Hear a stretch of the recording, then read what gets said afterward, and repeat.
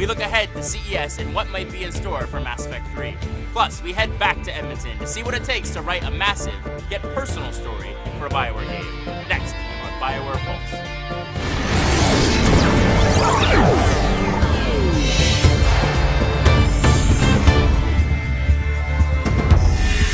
You're locked in to BioWare Pulse. I'm David Silverman.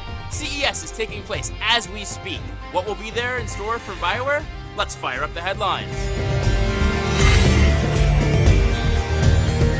CES just began 2 days ago in Las Vegas, and it looks to be a big week for Mass Effect 3. Will we debut a new trailer? Show a new level? Fresh new character? All new gameplay? Well, whether or not you can take the heat of the desert or the draw of the casinos, know one thing. There will be more info about the Kinect at the show than ever before, and its functionality will make your Mass Effect 3 experience that much more realistic. As for more details, well, you'll just have to wait until next week as we recap the show right here on BioWare Pulse. We promise, though, it'll be worth the wait.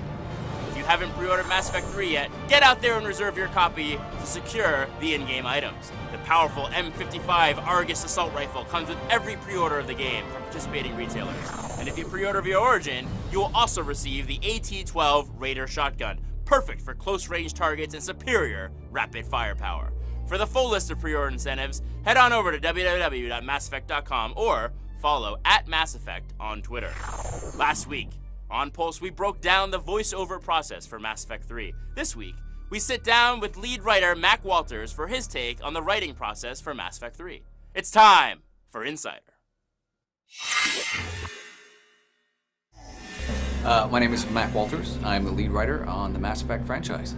One of the goals we set out for at the beginning of Mass Effect 3 was to treat this like it was a movie, and it was the movie. Yes, there's backstory to it. Maybe you know it, maybe you don't.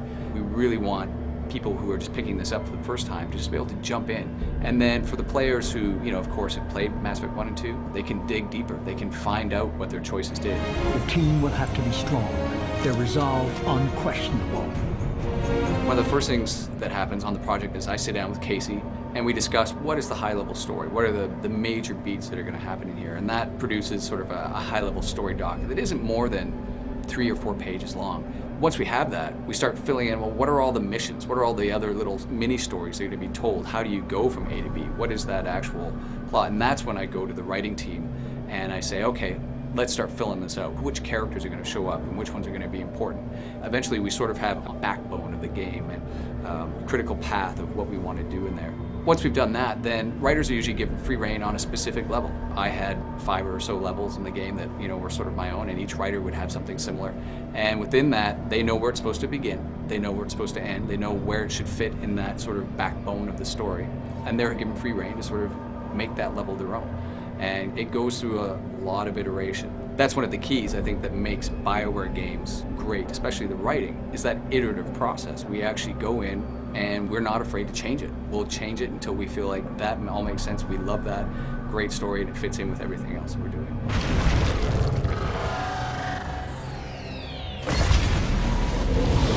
Mass Effect 1, I think we peaked out at about 4 writers. We had 1 editor working for us. In Mass Effect 2, we went up to about 6 writers and we had 2 editors. And now, Mass Effect 3, the game's bigger, the team's bigger. We're up to 8 writers. We've got 2 editors, and I think we've actually just borrowed a 3rd. It just keeps getting bigger and bigger. In Mass Effect 3, one of the big things we wanted to be able to do is to really deepen Shepard as a character. So you really get to express what your Shepard is feeling and going through throughout the war. We set out to create an amazing, epic experience, a story like no other, and that sort of next level of storytelling we want to do with Mass Effect 3. Yeah, it's a war. Yeah, it's giant, cool robots that we get to shoot in the face. But there is a human side to the story, and you're role-playing as a human, and why shouldn't that human have an emotional component to what they're doing? There's going to be a problem. Please, remember who you're talking to. Overall, it's looking like it's going to end up being bigger than any of the games in the Mass Effect series. But also, I think the emotion, the depth of writing that we have in there has also gone up another level.